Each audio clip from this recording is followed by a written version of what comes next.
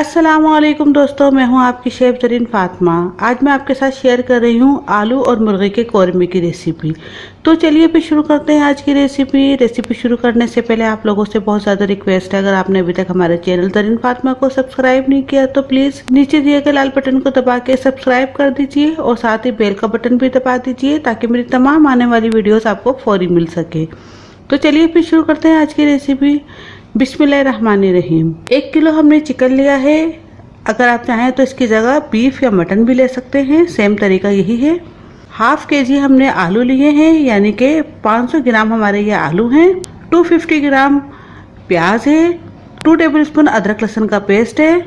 250 ग्राम दही है और 250 ग्राम ही कुकिंग ऑयल है। अगर आप चाहें तो इसकी जगह घी भी ले सकते हैं। 1 टेबलस्पून लाल मिर्च पाउडर है।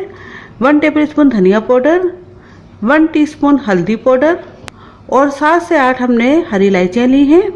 हाफ टी स्पून जायफल जवित्री पाउडर है। 1 टेबलस्पून नमक है। सबसे पहले हम तेल डाल लेंगे।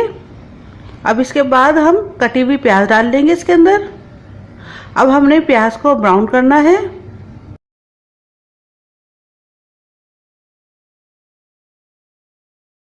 अभी देखिए प्याज ब्राउन हो चुकी है।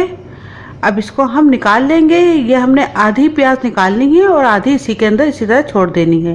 ये जो आधी प्याज है इसको हम लास्ट के अंदर ऐड करेंगे कौरमे में। अभी देखिए हमने आधी निकाल ली है। अब इसके अंदर हम ये चिकन डाल लेते हैं।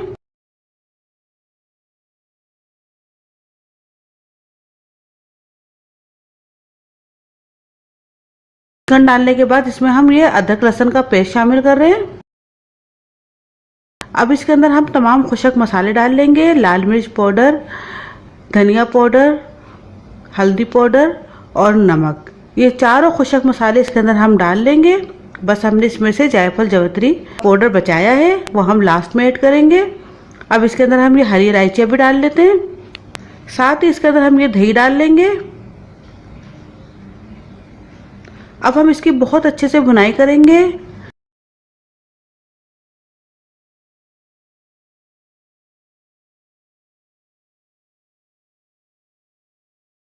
हमने इसकी बहुत अच्छी तरीके से भुनाई करनी है तमाम मसाले डालने के बाद, क्योंकि कौरमे का जो असल टेस्ट आता है वो इसकी भुनाई के ऊपर आता है। जितनी आप अच्छी भुनाई करेंगे उतना ही और टेस्टी होता चला जाएगा ये।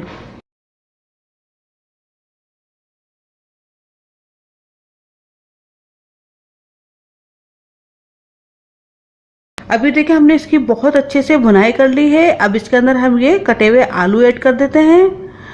आलू ऑप्शनल है, अगर आप नहीं डालना चाहें तो नहीं डालें, लेकिन इससे भी टेस्ट आता है। अब हम इसकी दोबारा से भुनाई शुरू कर देंगे।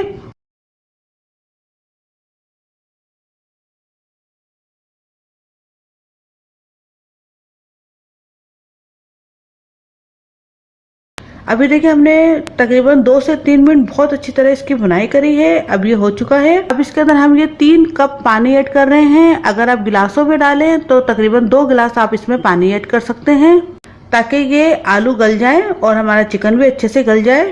अब हम इसे ढक के रख देंगे तकरीबन 10 मिनट के लिए, क्योंकि चिकन और आलू को गलने में ज़्यादा टाइम नहीं लगता, वो जल्दी गल जाते हैं। और फ्लेम की आंच हमने मीडियम रखनी है, ज़्यादा तेज़ पे हमने इसको नहीं बनाना। अब ये देखिए 10 मिनट हो चुके हैं। आप ये देख सकते हैं कि हड्डियों से गोश्त अलहदा होना शुरू हो गया है, यानी कि हमारा चिकन अच्छे से गल चुका है। अब हम इसका थोड़ा सा ये पानी जो इसमें नज़र आ रहा है उसको भी हम थोड़ा सा और खुशक कर लेंगे। थोड़ी सी हम इसकी 2 से 3 मिनट अच्छे से भुनाई करेंगे। तब तक भुनाई करनी है हमने जब तक ये पानी थोड़ा सा खुशक ना हो जाए। अभी देखिए पानी खुशक हो चुका है। अब इसके अंदर हम ये फ्राइड अनियन जो कि हमने स्टार्टिंग में निकाली थी वो हम हाथों से इस तरह मसल के ऐड कर देंगे इसके अंदर। अब इसके अंदर हम ये जायफल जवित्री का पाउडर भी डाल लेते हैं।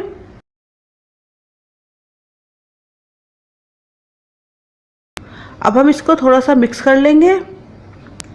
अब इसमें हमने जितना पानी आपने रखना है उतना पानी रख दीजिए, ज़्यादा या कम ये आपकी मर्जी पे डिपेंड करता है। मैं इस वक्त इसके अंदर 1 कप पानी डाल रही हूँ और साथ ही इसमें हम ये केवड़ा 2 टेबल स्पून भी डाल देंगे।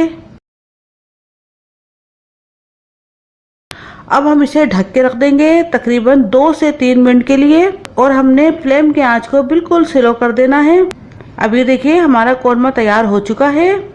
तो दोस्तों उम्मीद है आपको मेरी आज की रेसिपी ज़रूर पसंद आएगी। अगर आपको मेरी ये रेसिपी अच्छी लगे तो प्लीज़ मेरी रेसिपीज़ को लाइक कीजिए, अपने दोस्तों के साथ शेयर कीजिए और सब्सक्राइब करना बिल्कुल भी मत भूलिए और साथ ही बेल का बटन है वो भी दबा दीजिए ताकि मेरी तमाम आने वाली वीडियोज़ आपको फौरी मिल सके।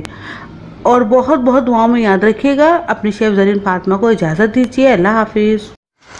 अगर आपने अभी तक हमारे YouTube चैनल को सब्सक्राइब नहीं किया तो इस बटन को क्लिक करके सब्सक्राइब कर दीजिए।